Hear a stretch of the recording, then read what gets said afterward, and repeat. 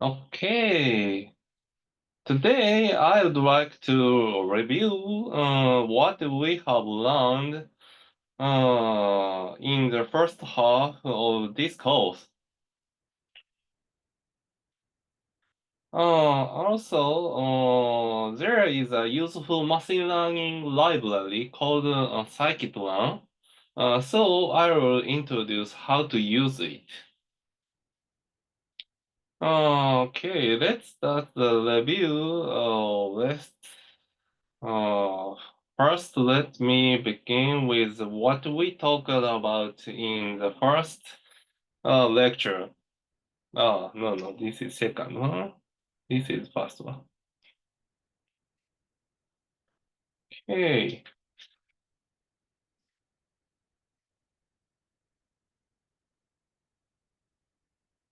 The aim of this course is to understand the history and background of artificial intelligence and to learn the fundamental theories of machine learning. This includes deepening in the understanding of specific algorithms through theoretical aspect and practical application using Python. As you all know, this course heavily involves mathematics and Python.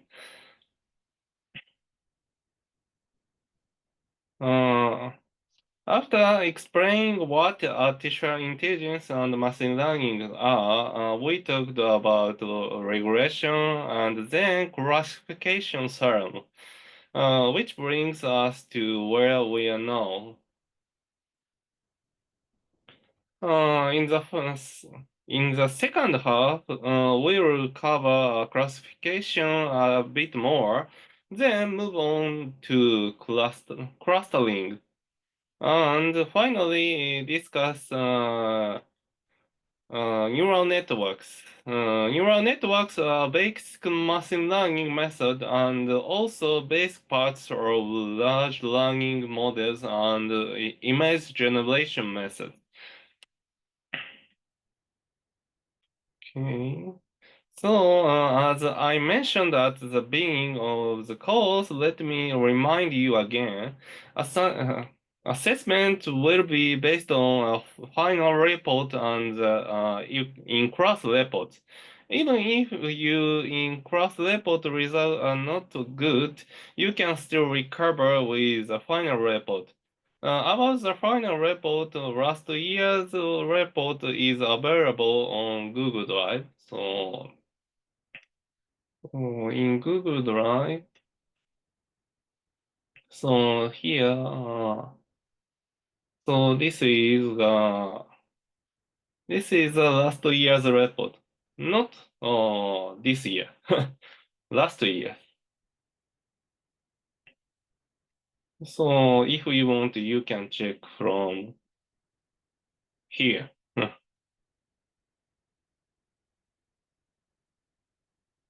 So if you yes. So if you want to know what kind of questions will appear, please check it. Uh, please note that there will be no final exam during the examination period. Uh, since this course is held in the first uh, quarter, there are two classes per day. So please try to attend every class. Okay.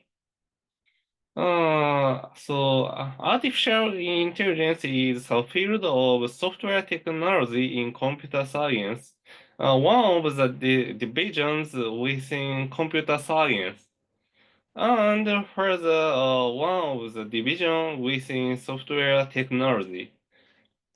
Various terms will appear, but unlike here, but unlike in mathematics, definitions of terms are often not clear. Terms like artificial intelligence, machine learning, neural networks have definitions that vary depending on the person or book. You need to be careful about this.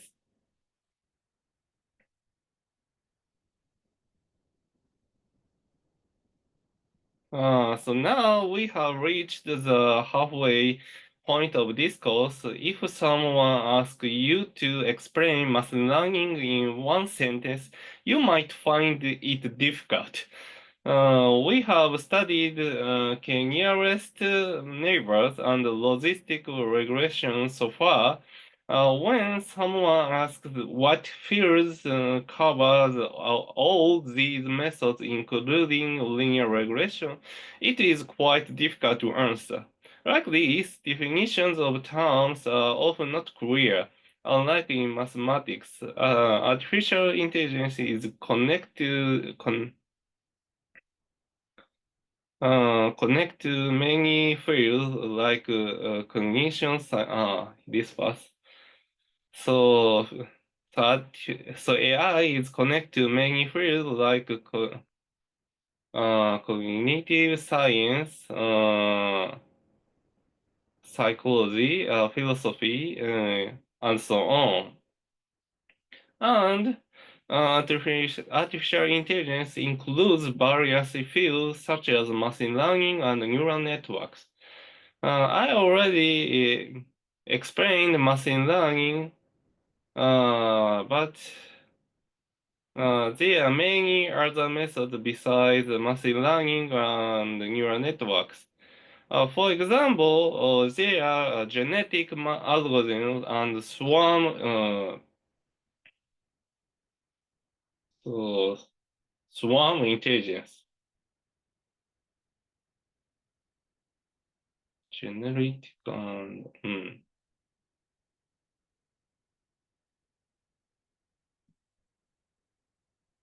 yes, here. This is swarm intelligence. Hmm.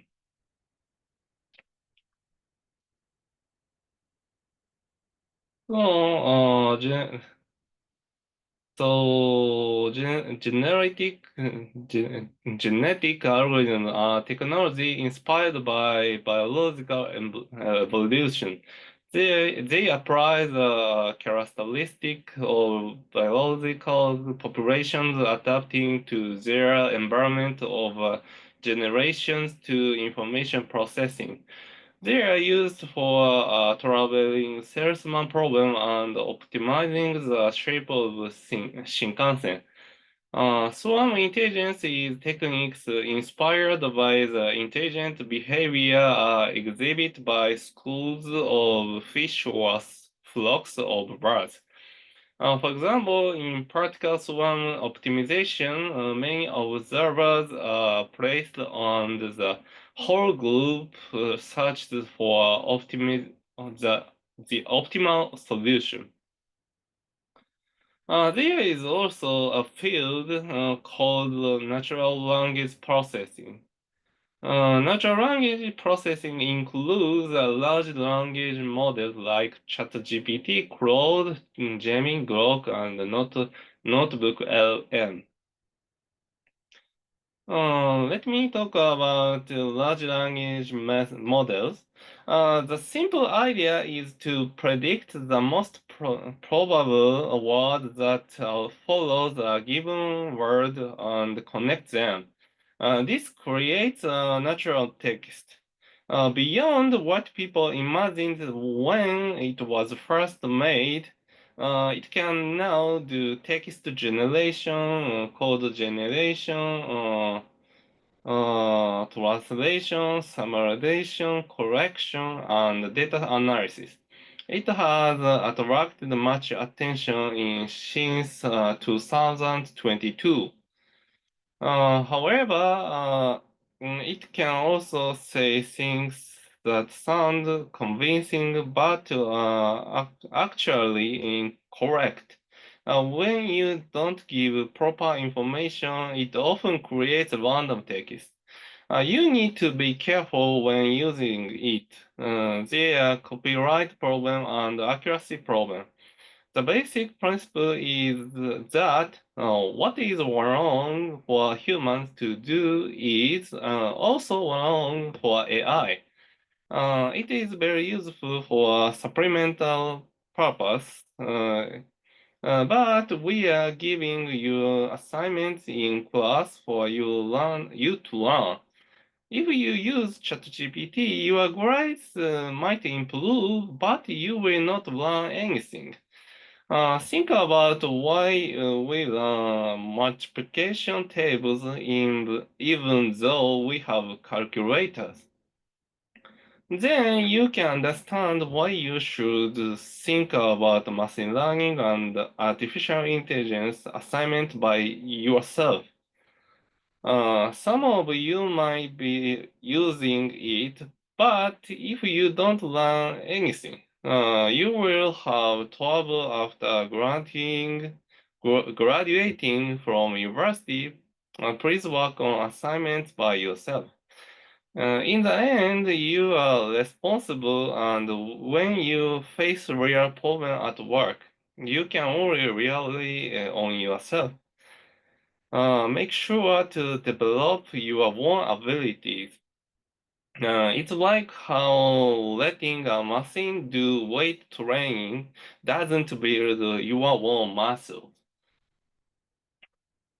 Okay. uh, let's continue. The field of artificial intelligence include image recognition. Image recognition is techniques that simulate the role of the human visual system.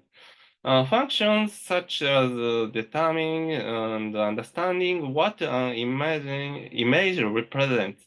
Classification that we study in this course is also part of image recognition. AI technology is used in many situations. Example of AI technology outcomes for the general public include natural language voice input, search engine, translation function in web browsers, recommended item display on shopping site, face recognition technology, autonomous driving technique, and AI players in games. Industry applications are also wide, including automated trading system for stocks and securities, sales forecasting, and uh, inventory management, and robot motion control. Artificial intelligence is divided into two types, weak AI and strong AI. Weak AI is technology that observes that intelligence behavior exhibited by living organism or human and utilize the results in software creation. On the other hand, strong AI is technology aimed at artificially creating the intelligence and intellect possessed by living organism or human. Recently, people think strong AI might be possible, which make this interesting time. There are three reasons why this has become possible.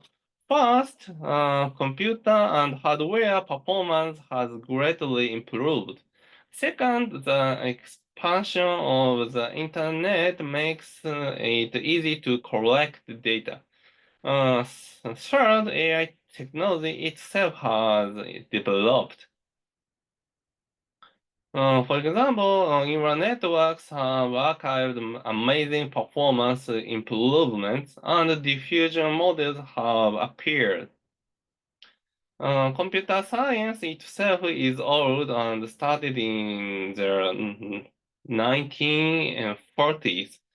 Although AI development has remarkable recently, the concept of AI was established as a field in 1956. The the first AI boom was from the late 1950s to the 1960s. However, it had limitations, so the first AI boom ended. After that, technology for storing and handling lots of data developed, so the second AI boom came in the 1980s. Behind this, perceptron and neural networks were developing, which bloomed in 2006. In 2012, in an imaging process competition, AI could process images better than human. Because of this, the third AI boom started in the 2000s and continues today. Like this, AI didn't start. AI didn't start recently. There were AI boom in the past. Please remember this point. Game playing AI programs also have a long history. Checker program has existed for a long time. For chess, AI beat the world champion in 1997. Go and shogi were considered difficult, but uh,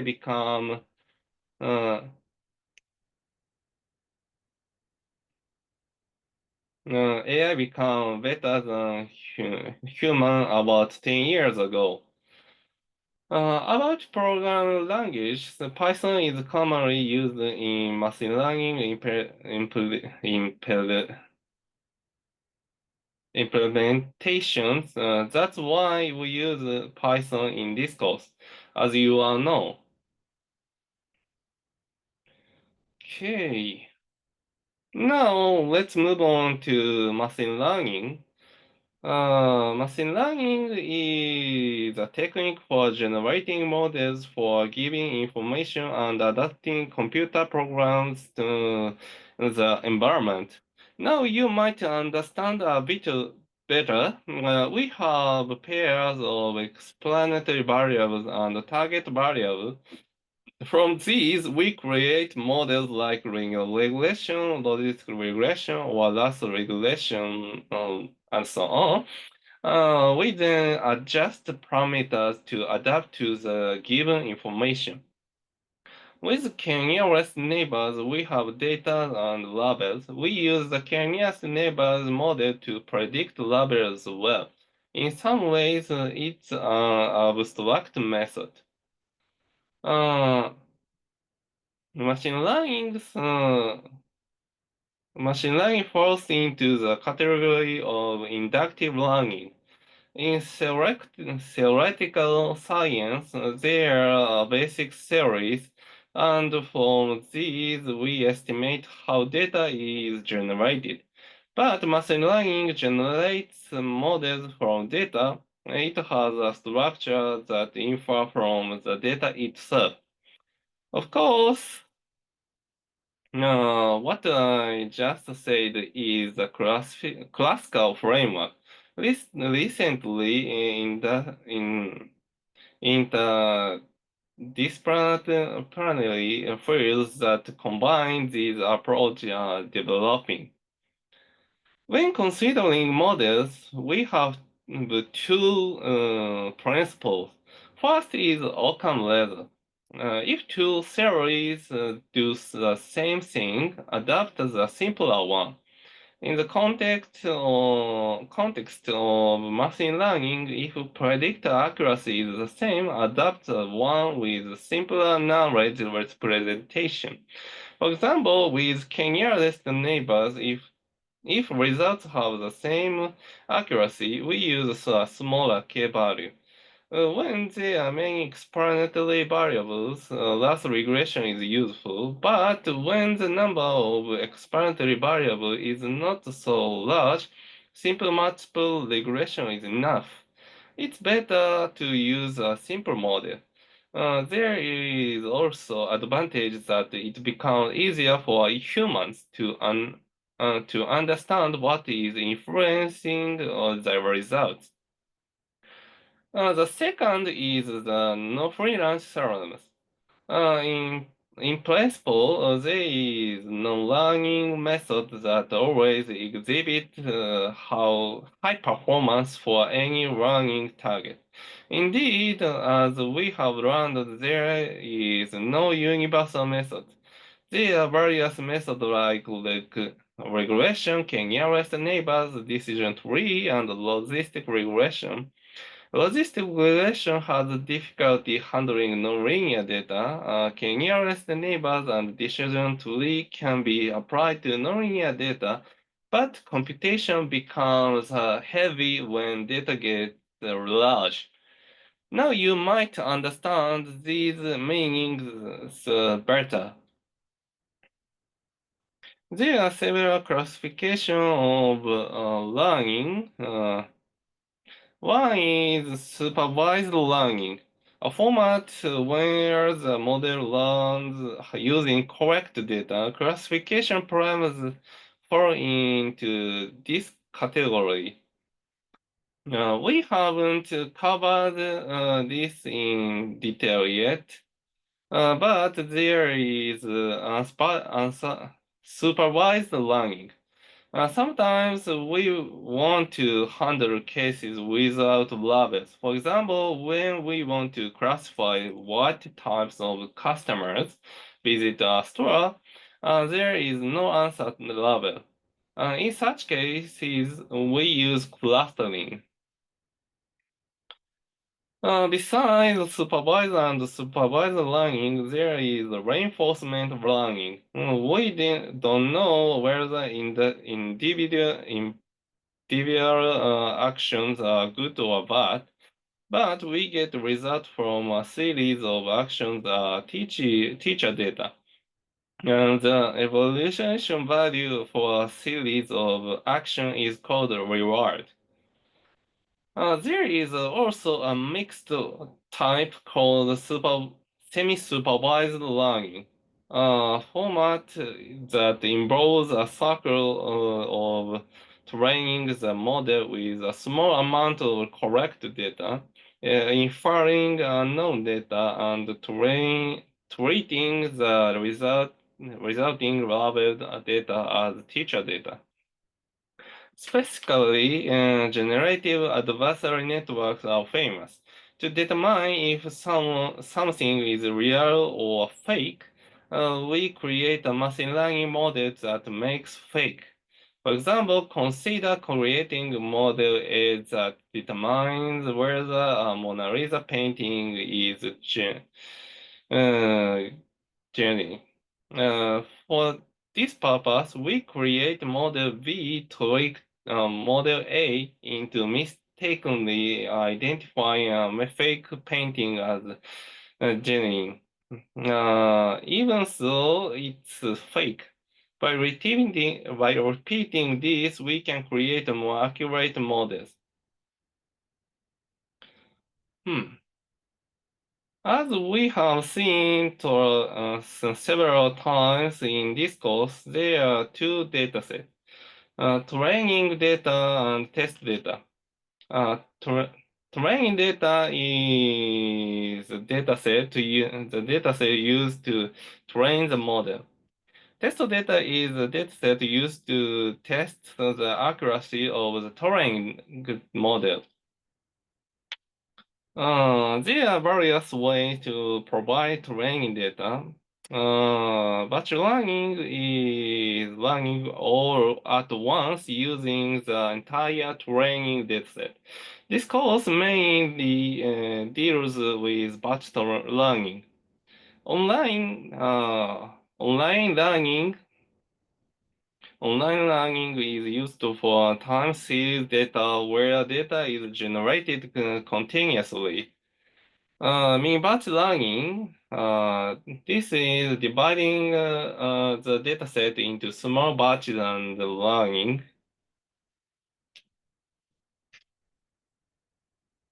There is an important point about training the test data. Test data must have the same format as training data, but must be different data from the training dataset.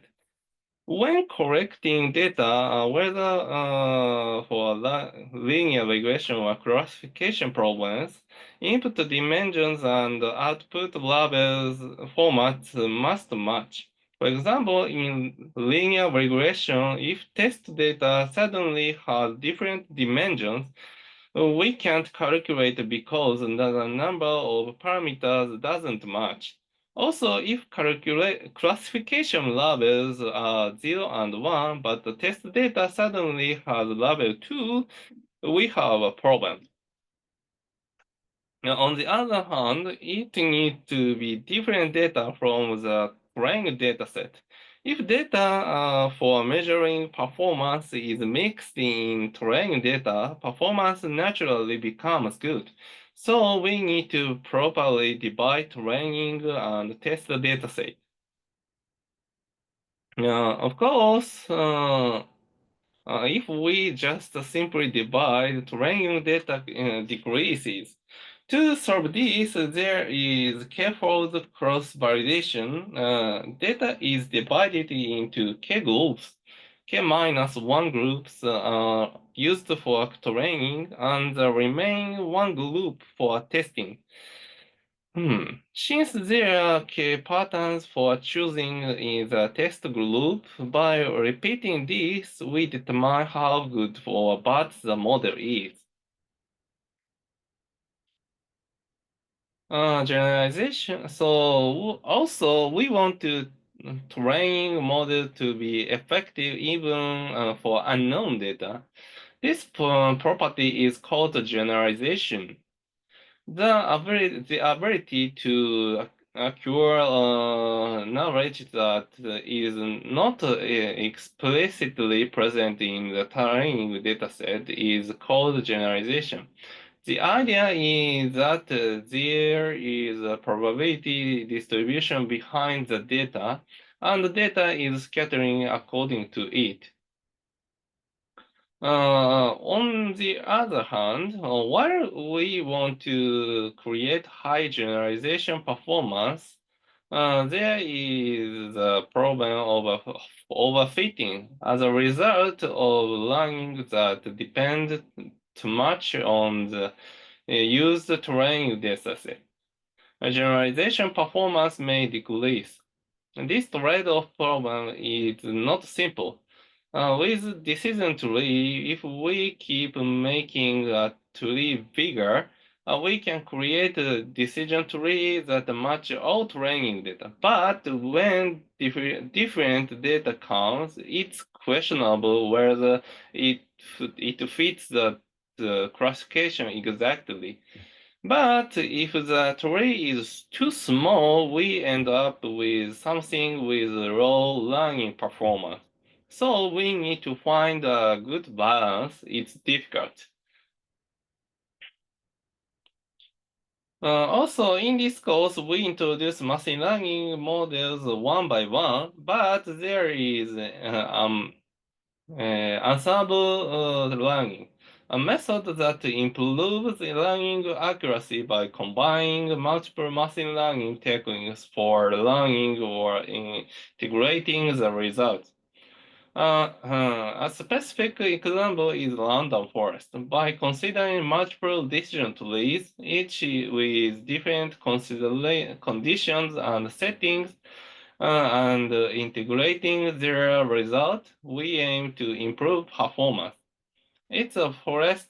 It's a forest because there are many trees. This was the content of the first lecture. Okay. Ooh.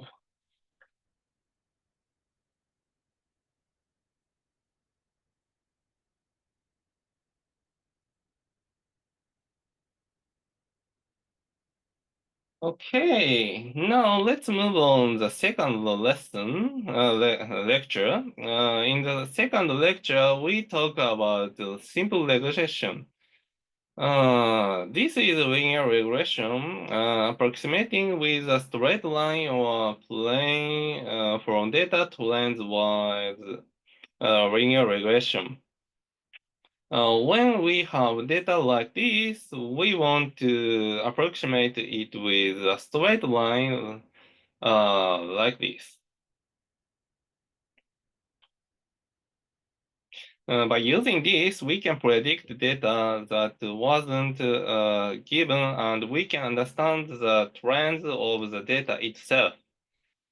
What we wanted to do with simple regression was to find good values for beta 0 and beta 1 from the data so that beta 0 plus beta 1 x1 becomes y1 and blah blah blah beta 0 plus beta 1 xn becomes yn. If we only have two data points, it's easy to solve, but when we have multiple data points, we can't make everything fit perfectly. So with the about finding beta 0 and beta 1 to minimize the sum of square of differences between observed value and predict values. This is a method called the least square method. To solve this, we need to calculate partial derivative. Yes. For convex functions, when there is a place where partial derivatives are zero, it takes the minimum value there. So when we work hard to calculate where a partial derivative become 0, we find that beta 0 and beta y that minimize L can be calculated using mean, variance, and covariance like this. We could also create actual code with NumPy. We calculate mean subtracted it from each data point. And calculated that the dot product to find beta 1, then we used the to find beta 0, like this. In the third lesson, we extended this to multiple variables, like this, which is multiple regression. Simply, the number of x variables increased, and we increased the data accordingly. That's multiple regression. What we do doesn't change. We still think about finding parameters to minimize the sum of squares between predict values and actual values. When we calculate the partial derivatives, we can write this one. We can write it using matrix X and vectors Y and Y. Like this. Here. On the other hand, okay, so on the other hand, we also talked about evaluation methods for regression analysis. Regression can be applied to almost any data. It can even be applied to scattered data like this. But we need to evaluate whether its performance is really good. As an indicator for this, we have the coefficient of determination. For linear regression obtained by the least square method, the coefficient of determination is known to be between 0 and 1. When actual values and predict values are same, this become 1. When they are far apart, it approaches 0.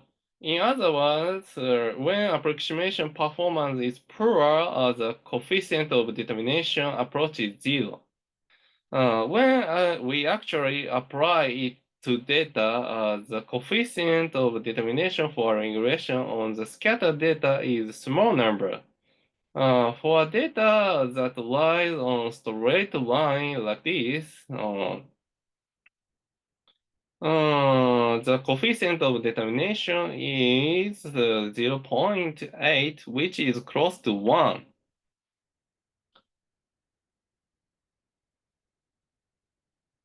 Also, we have the term explanatory variables, but they don't always explain. We also don't know if there is a causal relationship. Data from explanatory variables is not necessarily the determining factor or for objective variable data. There might be some correspondence, but whether there is truly a causal relationship is a different matter. There is also the problem of being easily influenced by outliers like this. As we will discuss in the next slide, there was also the problem of merge collinearity. So not just for linear regression, but for any machine learning, when we execute it, we need to think carefully about why it worked well and why it didn't work well. Okay. Now for the first lecture, uh, when when we performed linear regression, we encountered inverse matrices. So inverse matrix. There is there this inverse matrix can't always be calculated. XTX doesn't have an inverse matrix when its rank is less than p plus 1. Specifically, when the number of data points is smaller than the number of explanatory variables, and also when one explanatory variable is constant multiple of another explanatory variable. When there is a strong correlation between explanatory variables, we say there is much collinearity, and this is problematic. To address this, we have ridge regression. Ridge regression adds the sum of square of parameter to the original uh, ordinary least squares method for multiple regression. By adding this, we can calculate using matrix this. This is always regular, which also allows us to calculate successfully. There is also a countermeasure when this one. There is also a countermeasure when the number of data points is fewer than explanatory variables.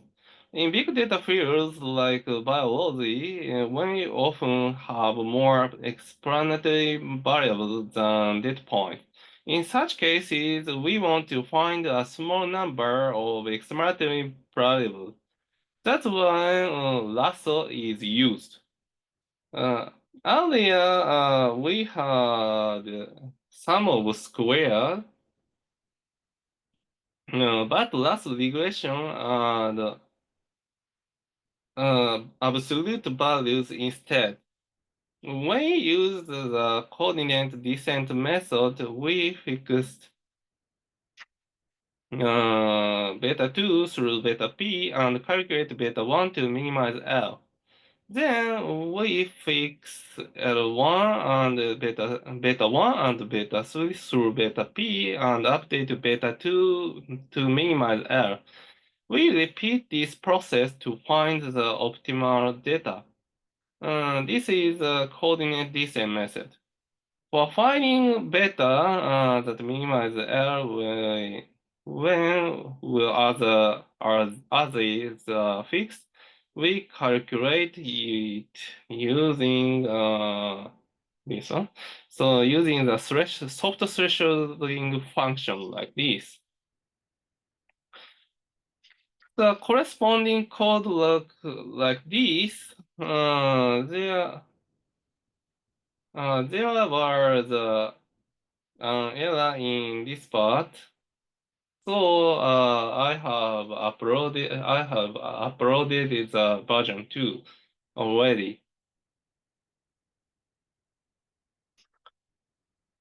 I will introduce the code correspondence later. The obtained results look like this. When we choose lambda well, almost all parameters are zero, and only a limited number of parameters are non-zero. The order of parameter magnitude doesn't change even when lambda changes. So in this case, we can predict that the first, second, third, and fourth experimental values seem relatively important. We can also estimate that the first experimental variable has the largest influence. So, linear regression is a method that estimates model coefficients by simply minimizing the sum of square errors. But because of the multi-collinearity problem, we sometimes use ridge regression, which adds the square of coefficient to least square objective function. When we want to select explanatory variables, we use Lasso regression, which adds the absolute value of coefficient to objective function. For determining lambda cross-validation is used. There is also ElasticNet, which combines of ridge regression and Lasso regression. In this lecture, we skip the code correspondence part, so I would like to introduce it here.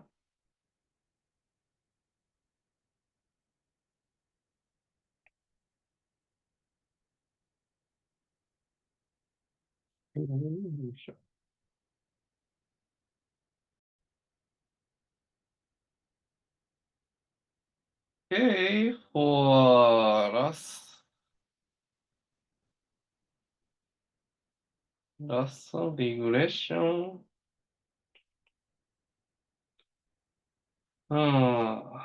Let's say we are given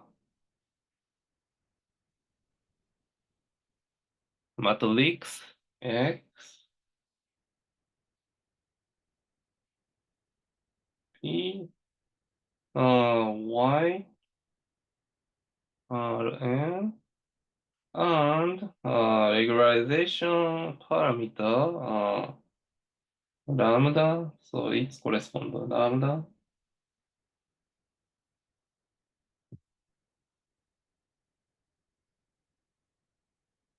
So so we are given so let's say we are given x, which range is expanded variables, vector y which arranges objective variables, and regularization parameter lambda. First, we calculate the mean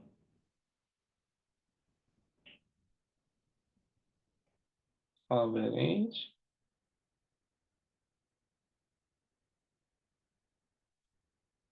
So since we can calculate the mean with np dot mean, so let's set x bar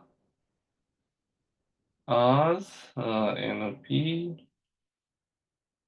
dot mean x axis is 0 and y bar in np dot mean y.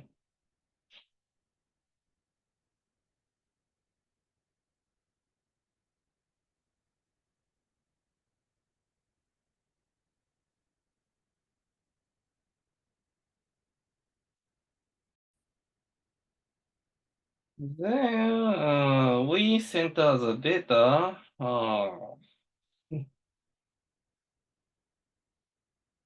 Centering the data.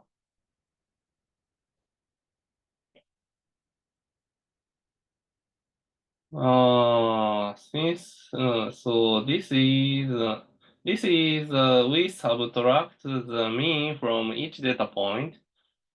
So we so x tilde minus x bar. We can subtract each element by simply subtracting like this. Let's go x tilde and y tilde y minus bar. So, first, let's initialize beta and beta prep.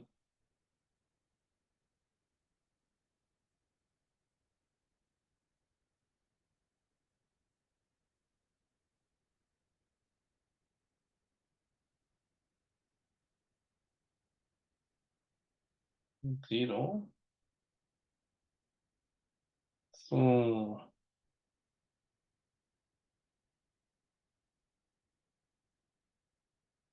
so it's correspond to beta and beta prep. So in the code, beta prep stores the value of beta before updating.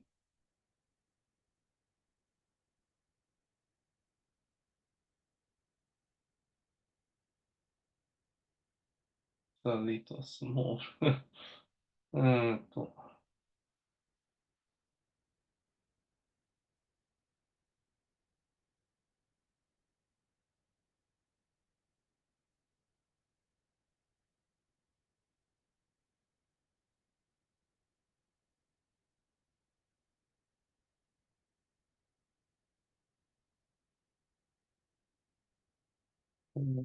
let's copy.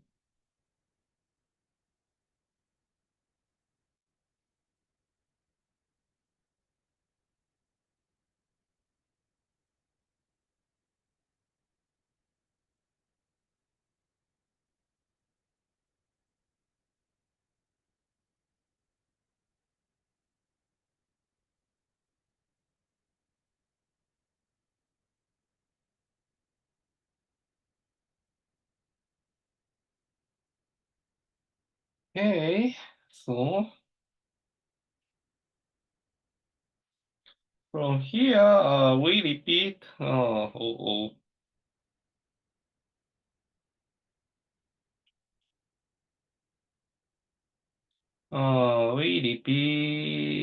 will repeat calculations for loop.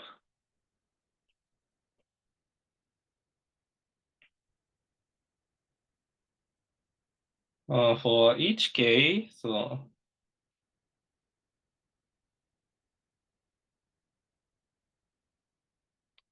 1 through p.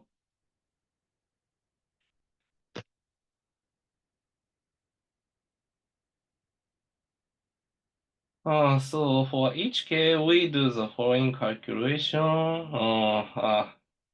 Sorry, so, but in the code, it's written as J.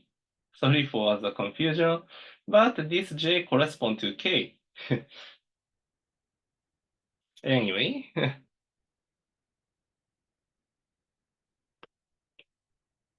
so we calculate RIK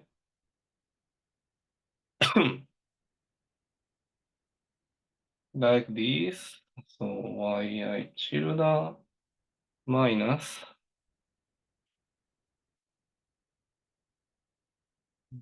j equal y j not k p beta j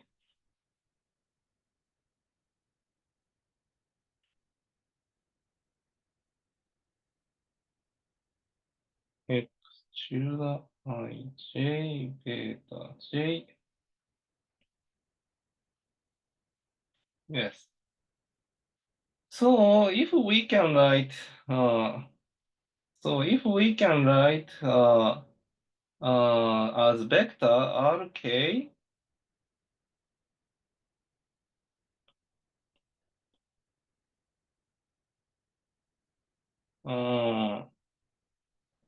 it can be written like this. So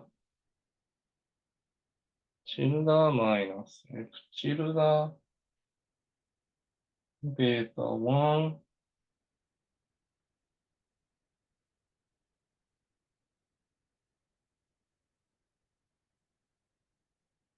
So this part is 0. This part only is 0. So, so that is only the case element of beta is 0. And we multiply it by to the x.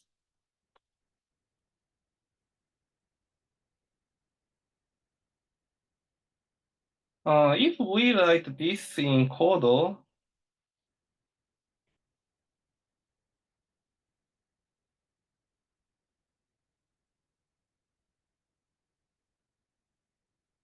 so beta 0 and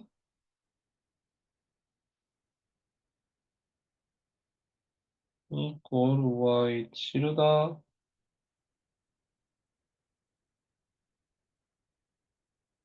minus x tilde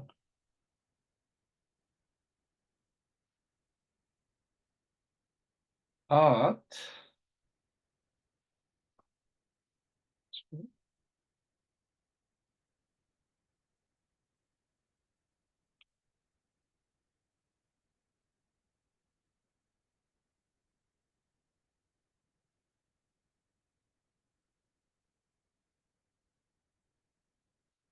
k. So if we write this in code, we set beta k to 0, then calculate x tilde at beta and subtract it from y tilde to get rk. So in the code, k corresponds to j. So this part is j.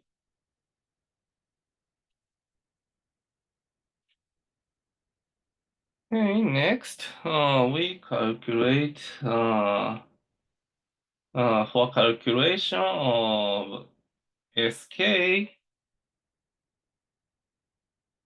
is like this, and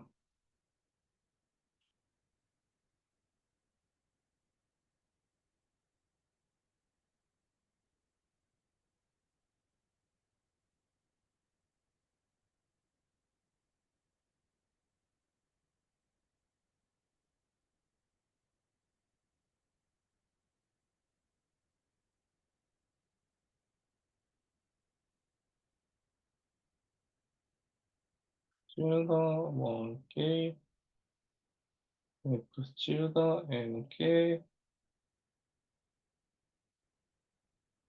R1K.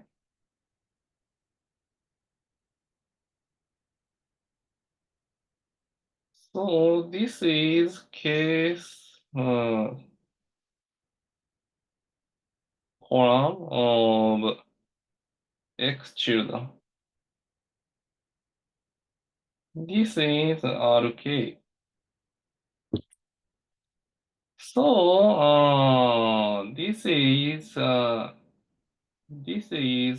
simply taking the dot product of case column of children, X children and RK.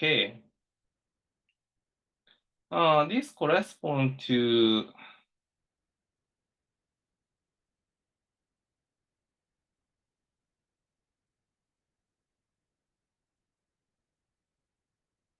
case. So in NumPy, so it can when children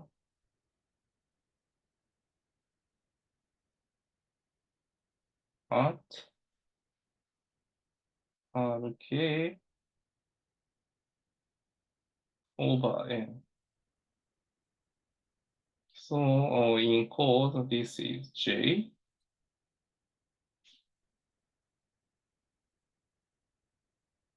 Finally, beta K is S lambda Sk over sigma K square, which in code look like this. So,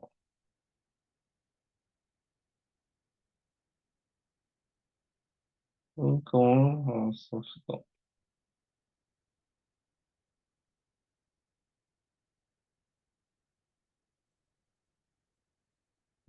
それでしょ。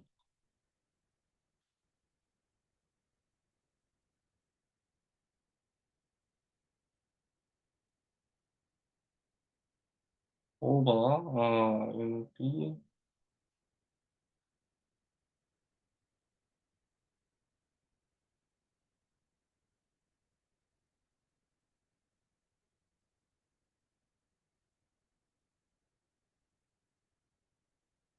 of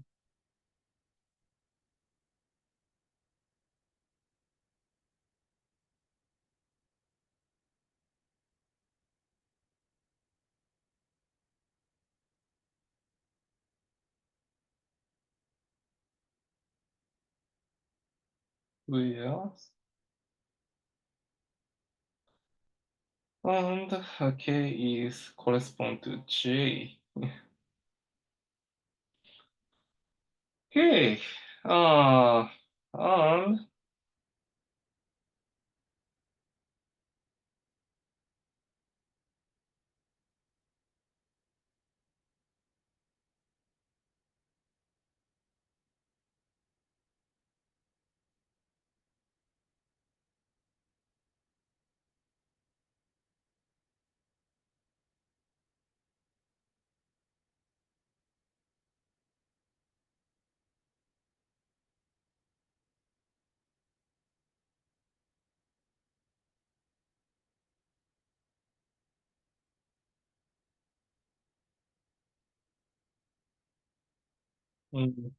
well,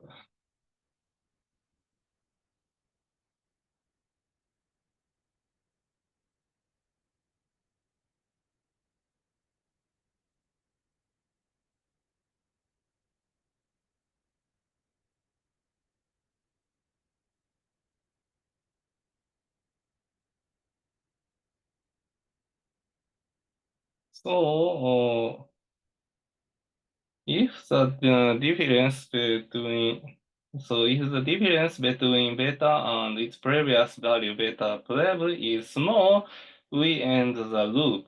So NP dot max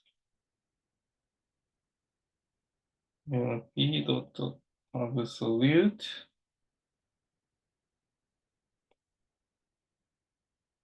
minus beta.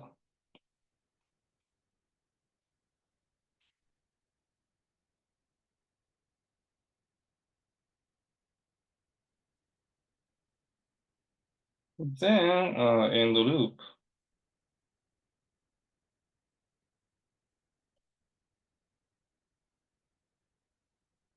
So that means we write break.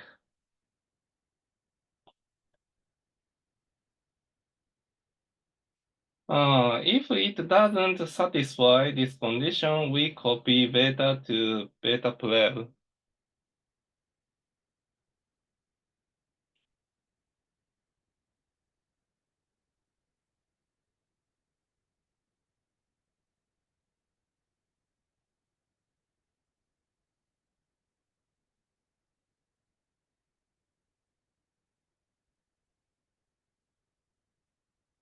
Ooh.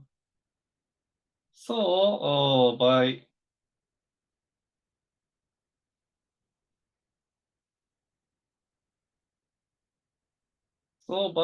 repeating this, we approach the optimal beta. After this loop end, we calculate beta zero. That's what's inside the last regression. So it takes 1 hour. So let's take a break.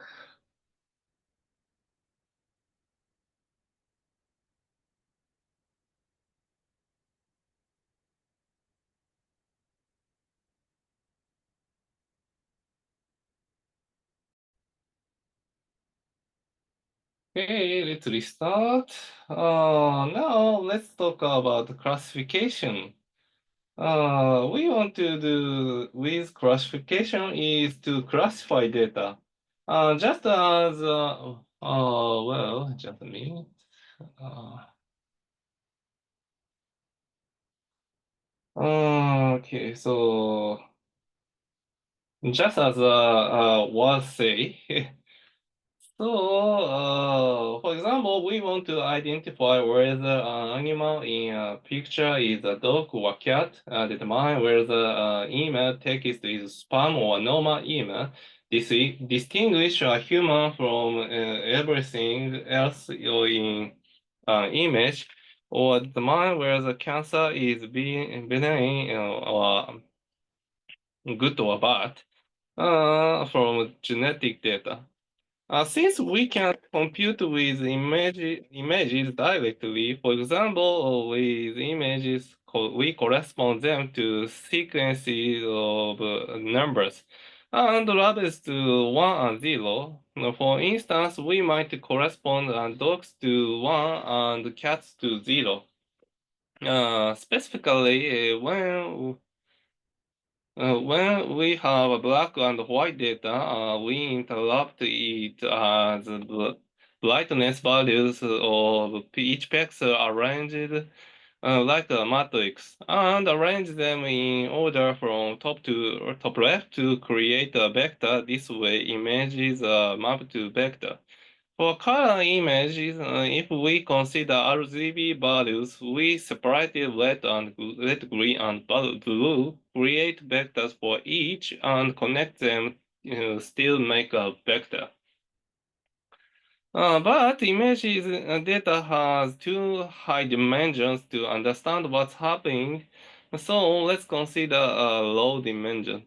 When we have blue data and red data like this, we can infer that if it's in the low left, it's likely to be classified as blue, and if it's in the upright, it's likely to be classified as red. We want to compute to make them inference.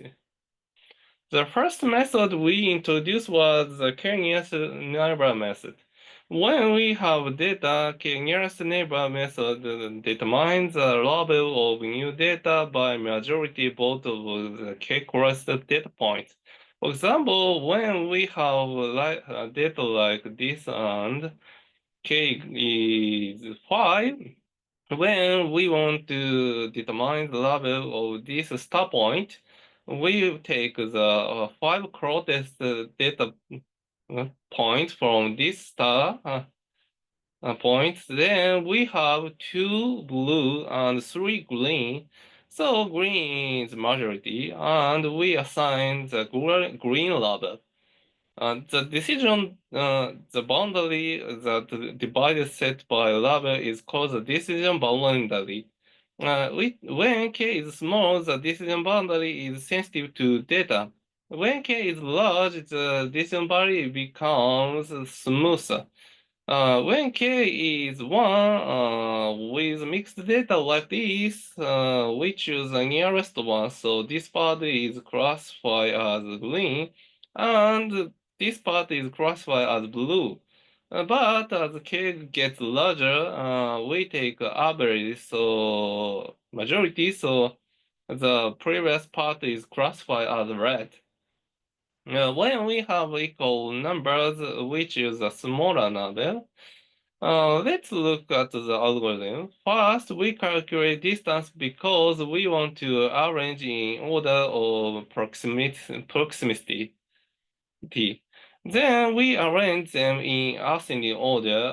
We collect the indices of the k closest data points and find the most frequent among their corresponding labels. That's the flow.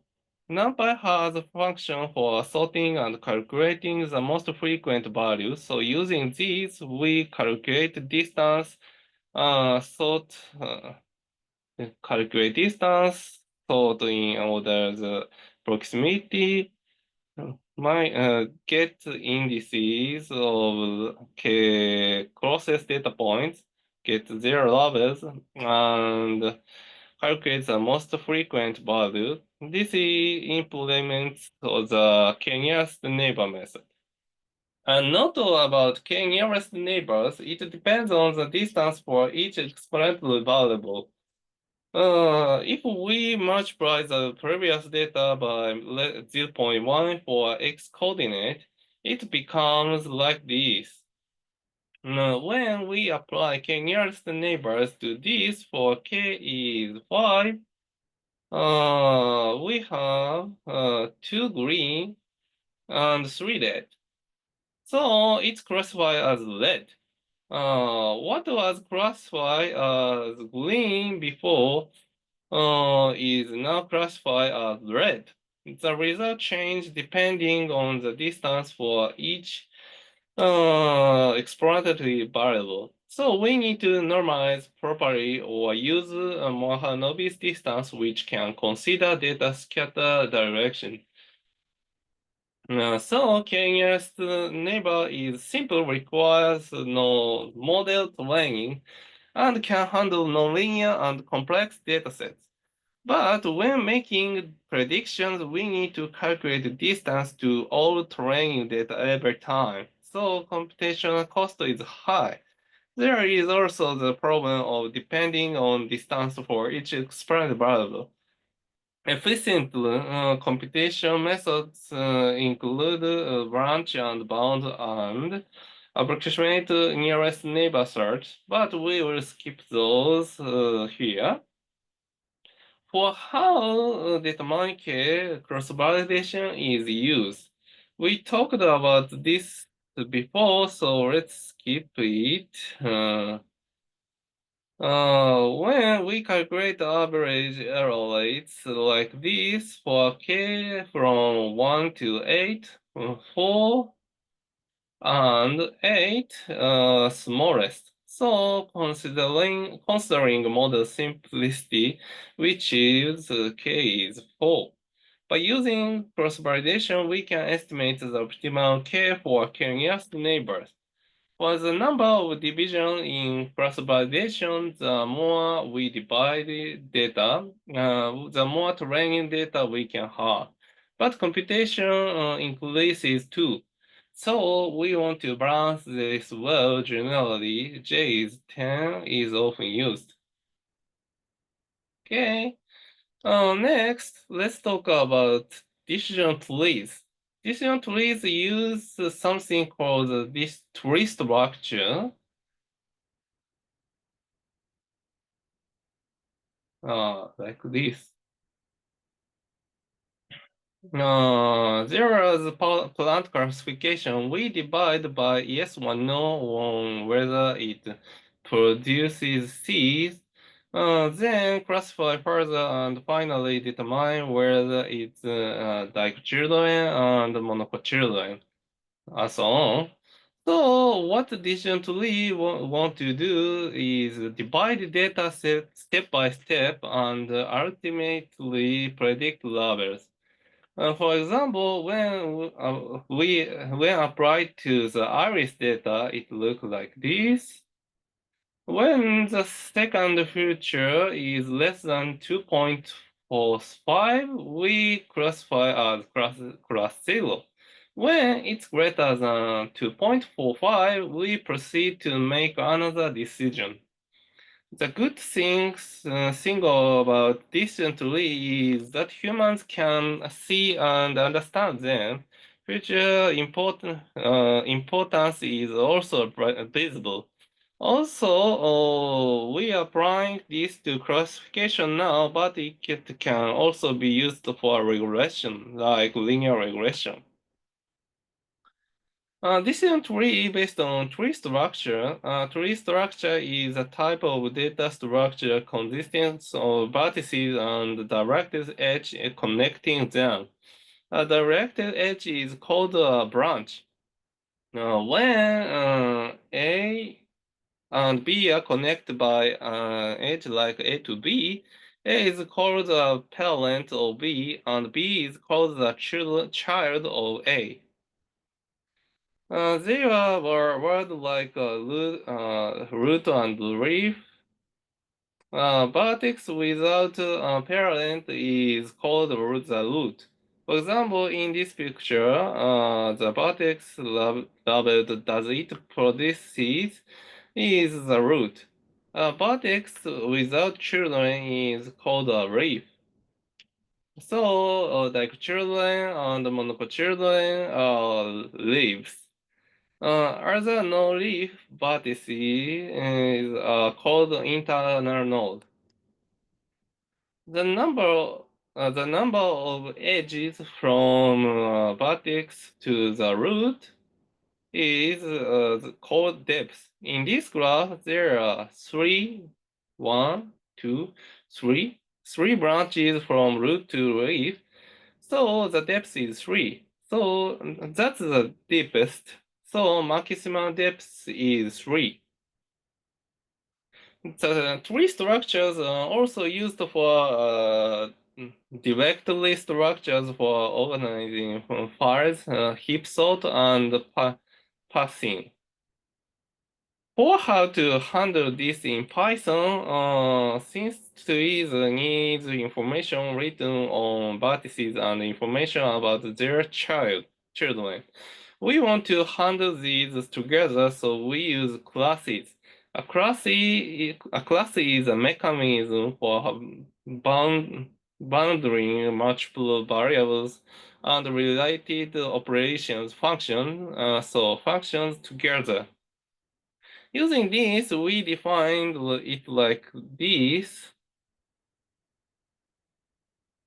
This time we defined tree node as a class that can handle together.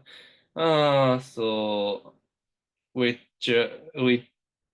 feature to split on, the threshold for splitting, the vertex correspond to left data, the vertex correspond to right data, and label to predict. For example, by setting value bryophytes and value pteridophytes, we set up leaves. By setting these as left and right children in a node, we can create a tree structure. This corresponds to the right side of the previous figure. The vertex does it have vascular bundles, has left child, pteridophytes, and right child bryophytes, which corresponds to the code we just saw. Additionally, and built using the following procedure. When splitting data, we split so that the resulting groups consist of data with roughly the same labels as much as possible. We build the decision trees by further splitting the divided data. When to stop? We stop splitting when the resulting group consists of data with the same level, or when the number of data points in the resulting group is too small, or when the depth of the resulting group reaches a predefined value. The drawback of decision tree is that if we make a group where each contains only one data point, we can perfectly distinguish labels for training data. So decision tree tends to overfit when used naively. We avoid this by specifying the best or minimum sample split numbers. First, for the splitting method, we want the resulting group to consist of the data with roughly the same level. To just judge this, we use a metric called impurity. There are gene coefficient and entropy, but we focused on gene coefficient. For example, if out of 10 data points, 6 have level 0 and 4 have level 1. The gene coefficient is 1 minus 6 over 10 square minus 4 over 10 square, which is 12 over 25. On the other hand, if all 10 data points have level 0, the gene coefficient is 0. So when data consists of only one data, gene coefficient is 0. And when multiple levels are mixed, gene coefficient increases. Gene coefficient can be implemented like this using bin counts that we used before. Decision tree divides data step by step and ultimately want to predict levels. So when splitting, we want the impurity after splitting to be small as possible. That is when splitting into two graphs, L and R. Let's denote the impurity of L as IL and the impurity of IL. We calculate their weighted average and find the future and the thresholds that minimize this. That was splitting policy.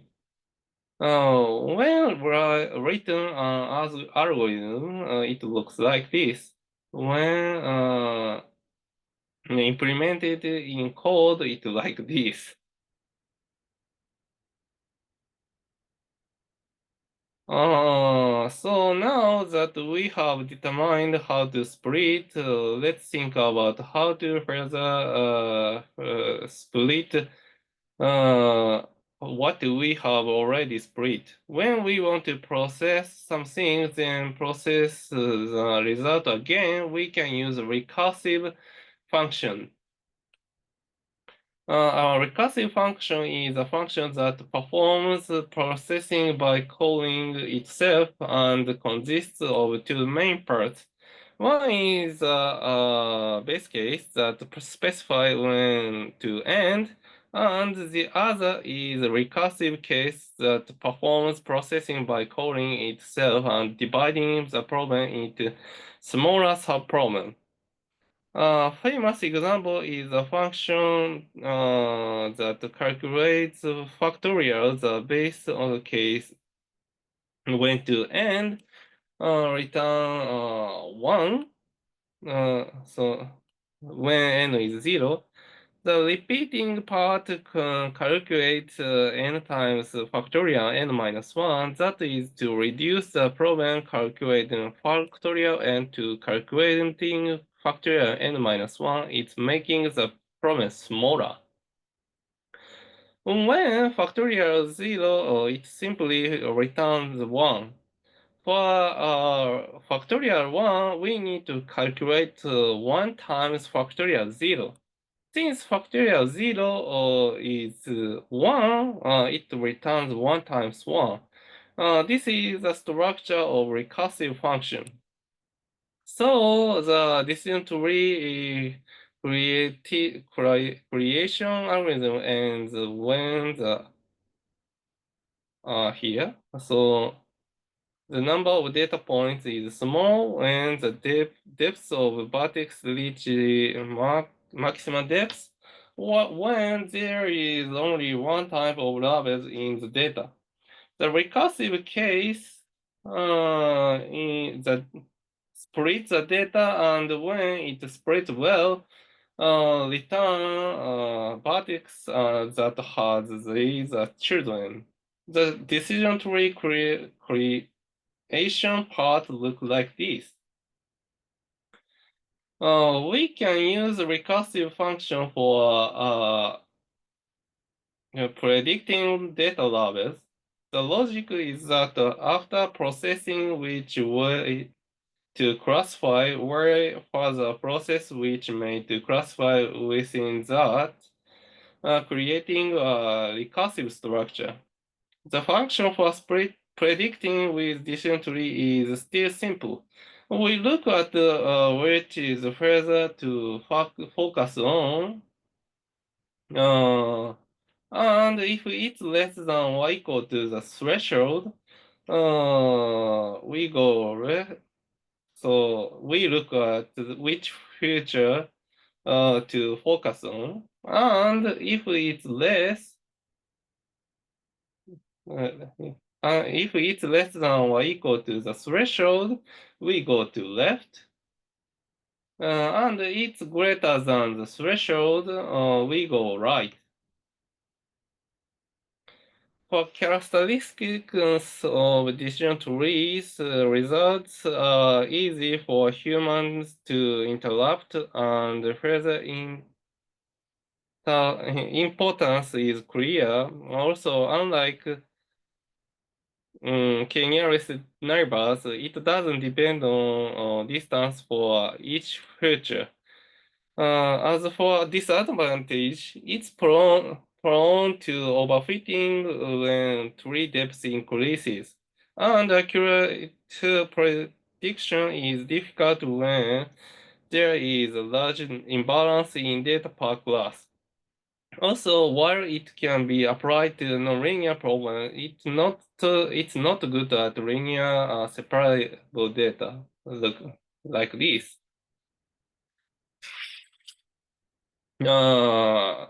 Predicted performance may be slightly inferior compared to other methods. So bugging on the random forests using multiple decision trees have also been proposed. Next, let me introduce logistic regression. Logistic regression uses a sigmoid function for prediction. The reason is that linear regression doesn't work well when applied naively, so we use a sigmoid function for prediction instead. When data is given, we put the result of linear regression like calculation into sigma and set it as probability of level 1. That is, we want to determine beta 0 through beta t, such as 1 minus sigma becomes the probability of level 0. We use maximum likelihood estimation for this. we calculate the probability when beta 0 through beta d are determined and determine the parameters to maximize the probability. When there is only one data point, if y1 is 1, we want this probability to be as large as possible. If y1 is 0, we want 1 minus sigma to be as large as possible. That is the probability that things start accordingly to given data can be written together like this. It's designed so that when y1 is 1, it becomes sigma, and when y1 is 0, it becomes y minus 1 minus sigma. We wanted to find beta 0 through beta d that make this as large as possible. When there are two data points, we want to choose and maximize the probability of their product. Then there are n data point, we want to find beta 0 through beta d that maximizes the expression with n replacing to n2. This kind of function is called a likelihood function. Since this itself is difficult to handle, we consider the problem using its logarithm multiplied by minus 1 over n. The problem we wanted to solve is logistic regression was to find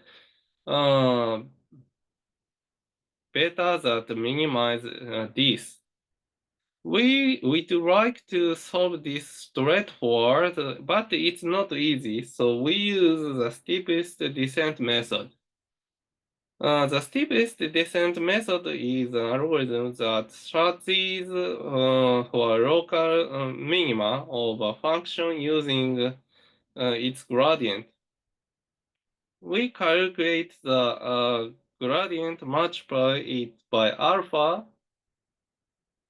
and subtract from the current position to find the next beta position. That is, we are making it so the value at x is smaller than the value as to x old. By repeating this, we gradually move to beta position. This is a steepest descent method. And it's called steepest descent because we move data in direction of the steepest gradient. And this vector is called gradient. And since we descend in the opposite direction of gradient, it's also called gradient descent method. The steep descent method doesn't grant you finding the global minima, but can find the local minima. For example, with a quadratic function graph, if we start from this position, we get stuck in this part. For the learning rate, we want to make it small as possible, but if it's too small, convergence is slow, so we need to choose it well. Newton's method or quasi-Newton method are used for this, but let's skip that. So we want to apply the steepest descent method to logistic regression. For that, we need calculate partial derivative. So we obtain here.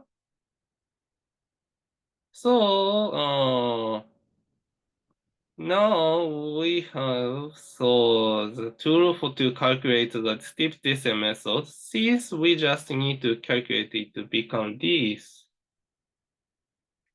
We determine beta, then update it by substituting the gradient multiplied by alpha. Repeating this is logistic regression algorithm. Using NumPy, it looks like this. We talked about the classifier at the beginning. Now we can create a classifier using logistic regression, like that, like this. So these are results.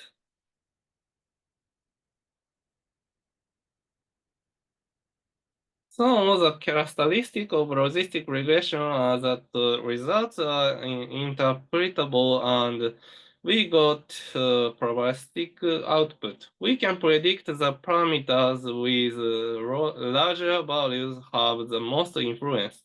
However, a disadvantage is the parameter estimation takes time.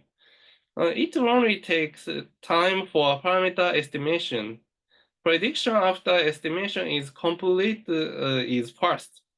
Also, it's not suit for nonlinear classification. This is summary of the first half.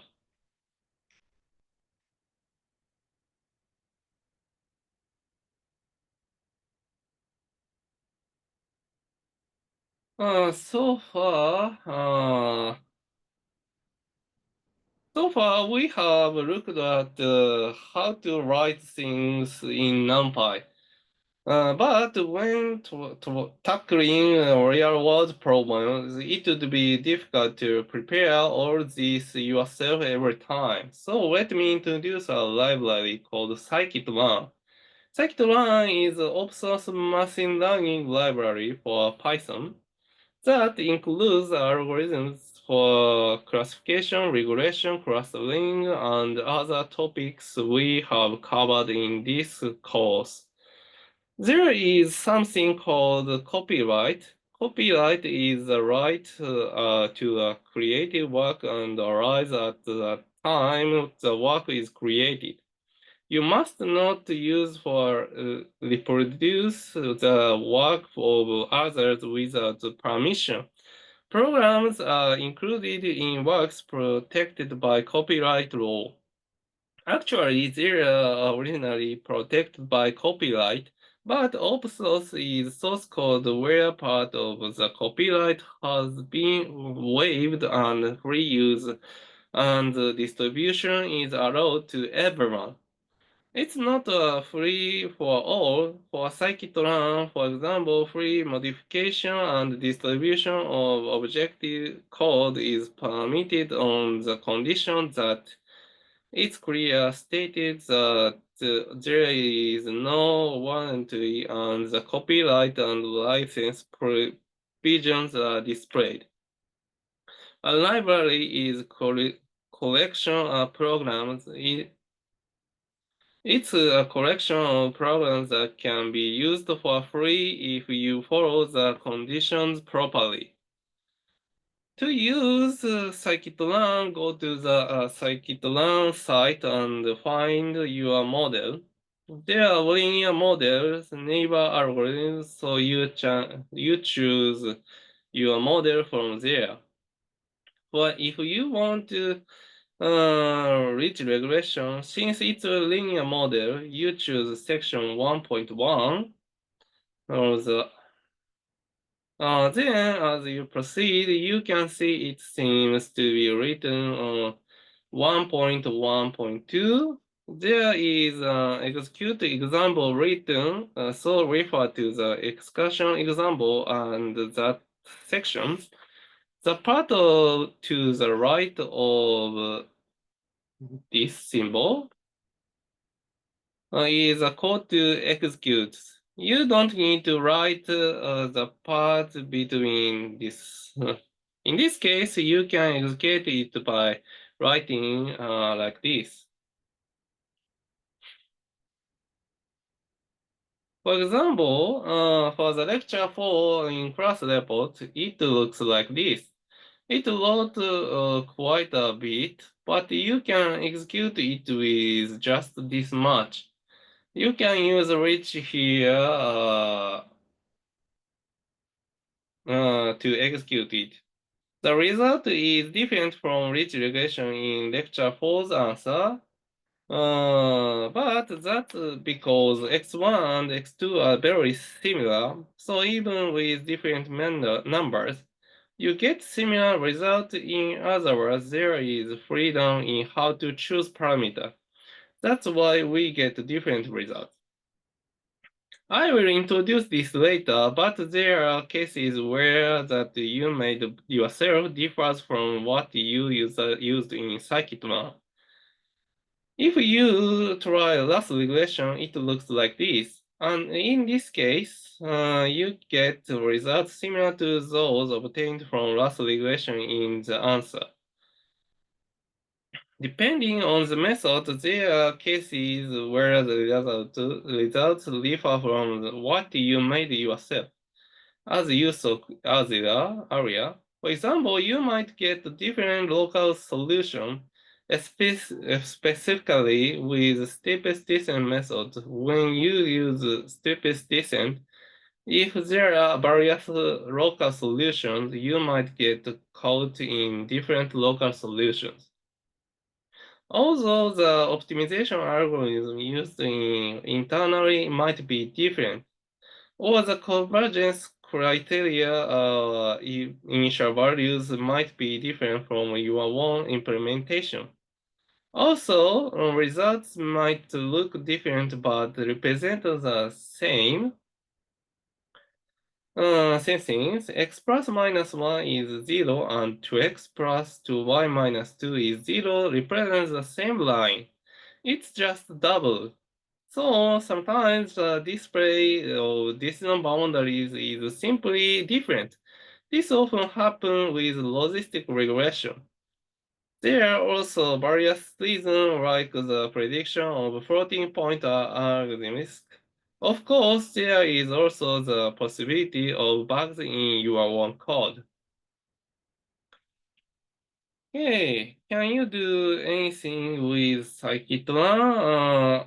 As you can see from the explanation text earlier, if you understand the background, you know, but it doesn't, it's doing what we saw in the slide.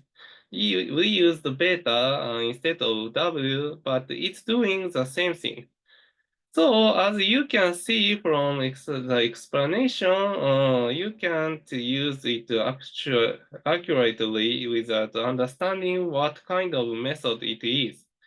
So you still need to run in courses like artificial intelligence and machine learning.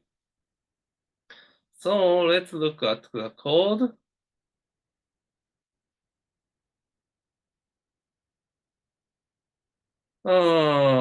The code is about what we just covered. For each regression that we have covered so far, you can do by preparing scikit-learn library like this and execute it here. For the last model, you can execute it by preparing the library like this and using Rust. This solves the same kind of problem we created. We can also do k-nearest neighbors.